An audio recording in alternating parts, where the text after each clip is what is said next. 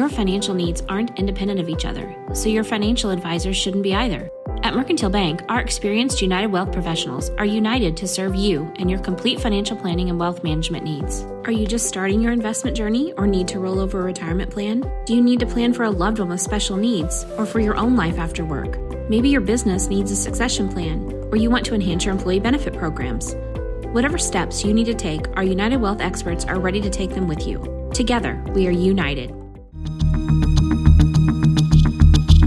Hi, this is Ron Kinscherf with Muddy River News. Welcome to the Business Spotlight, brought to you by Mercantile Bank and also Rober and Phillips Attorneys, a new sponsor with us, and we have Nick Rober with us. Thanks for being a sponsor. Yeah, thank you. And thanks for joining us. So, a bit timely that you're with us because of all the stuff going on in town with the Bleefnick appeal. So, can you kind of explain how that process occurred and why it occurred?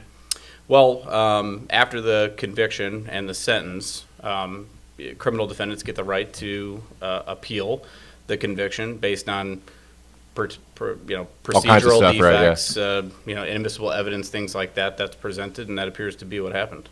Okay, so these guys that filed the appeal, 55-page brief, did they initiate this?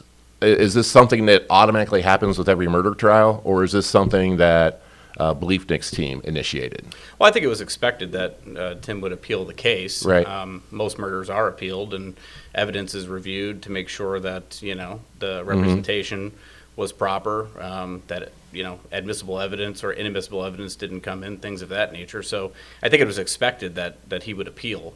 The appellate defender does that on his behalf. The appellate defender is usually assigned the appeal if the party is indigent and doesn't have the money to go and obtain private counsel.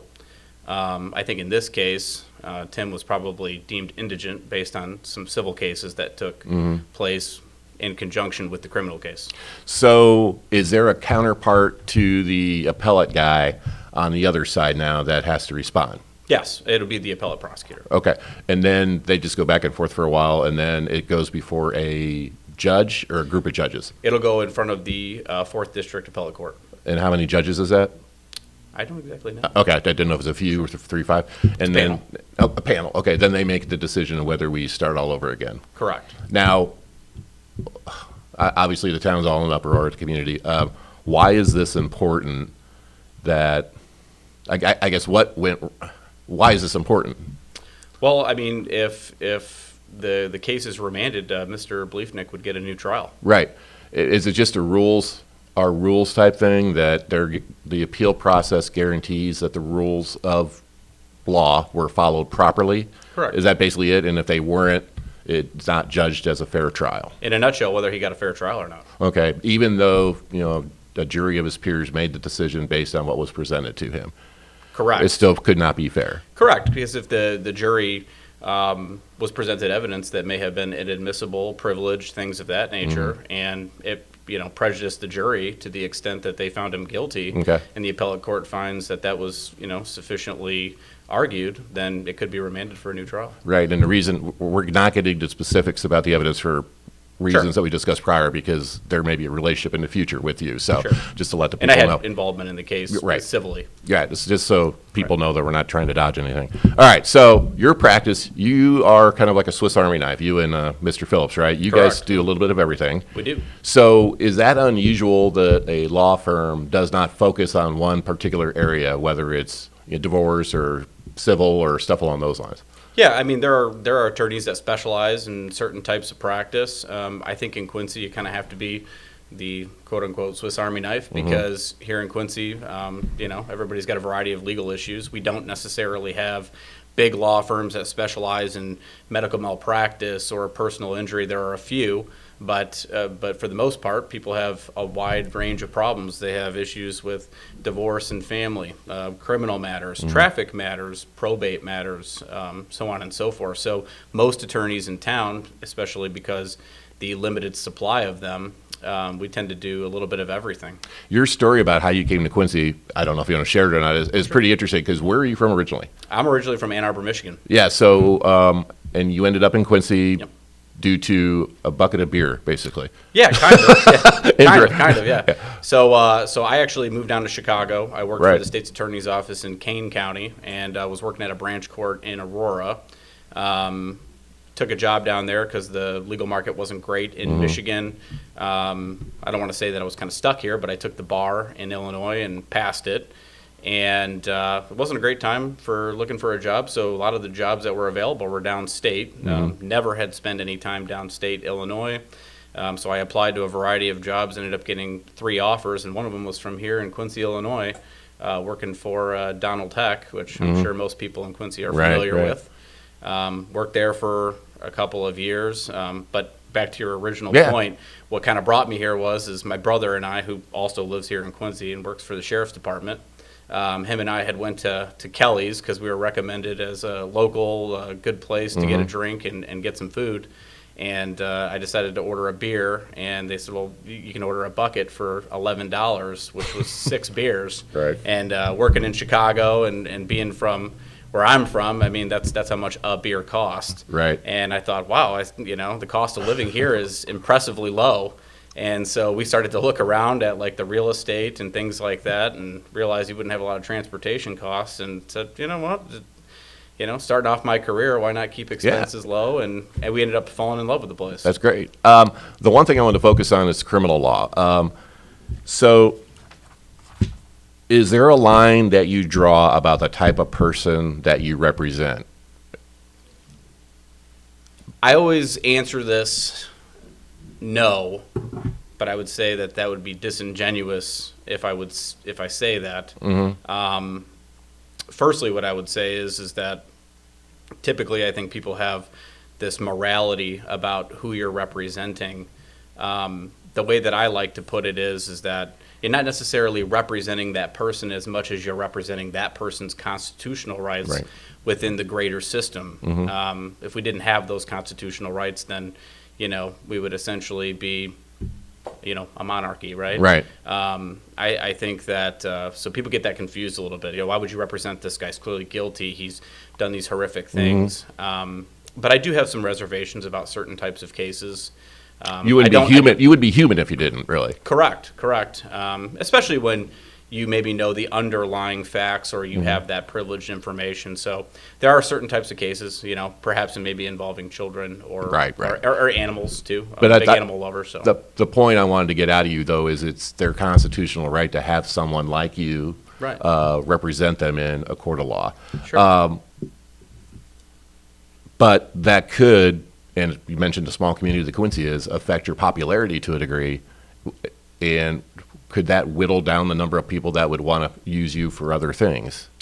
I think it depends. I think people are fascinated by the criminal justice system, and I think most people, although they would find the criminal defendant to be deplorable, I think that there's some curiosity there as to the person that represents that individual. But I think also people, everybody has their opinions until perhaps maybe they're charged with a crime and maybe they believe that it's unfair. It goes back to the old saying, everybody hates lawyers until they need one. Yeah.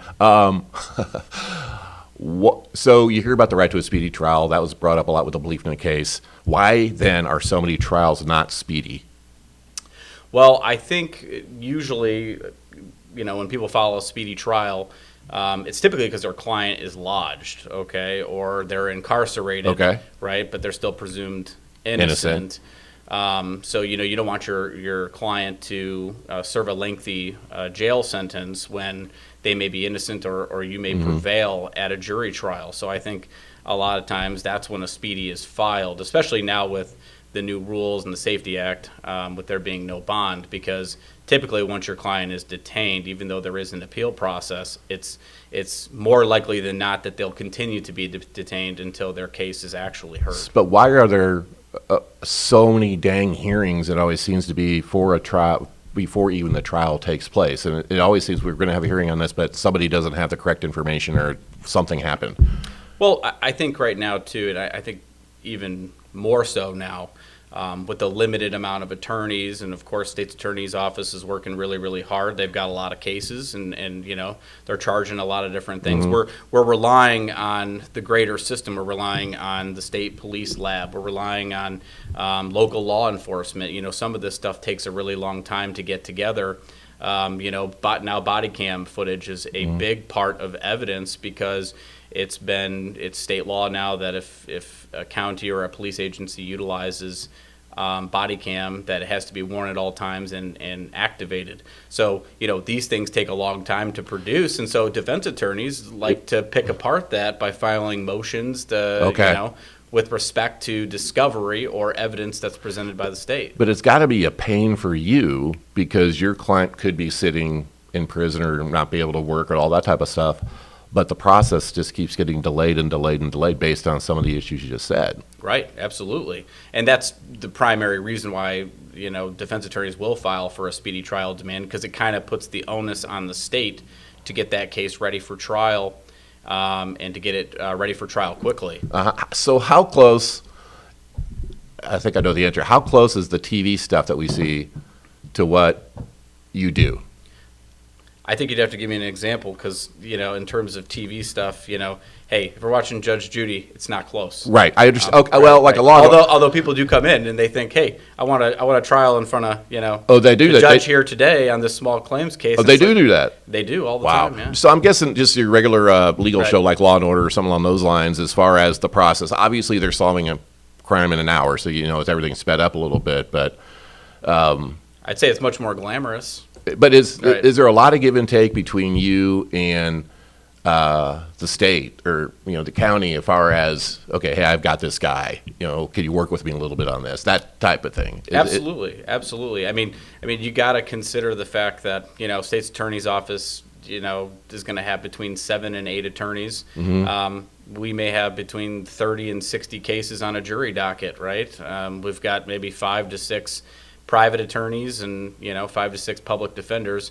The reality is that not all of those cases can be tried and a jury be paneled for every single case that we have. So if there wasn't negotiation or plea negotiations, the system would not work. Then how do you draw the line then about, I think you know where I'm going here, about who gets that plea versus who doesn't get the plea? Is it this? I assume there's some severity of the crime situation going on here. Well, there's severity of the crime, but also the evidence, right? I mean, if the state has maybe an issue with getting a witness to comply with a subpoena, or perhaps there's an issue with the state crime lab, or maybe their case is a little bit weaker than they thought, but they still want to get something out of it, that affects the leverage in that negotiation. Do you watch a lot of like the Dateline shows in 48 Hours as a lawyer, and do you sit back and go, "There's no way that would happen," or what are they thinking?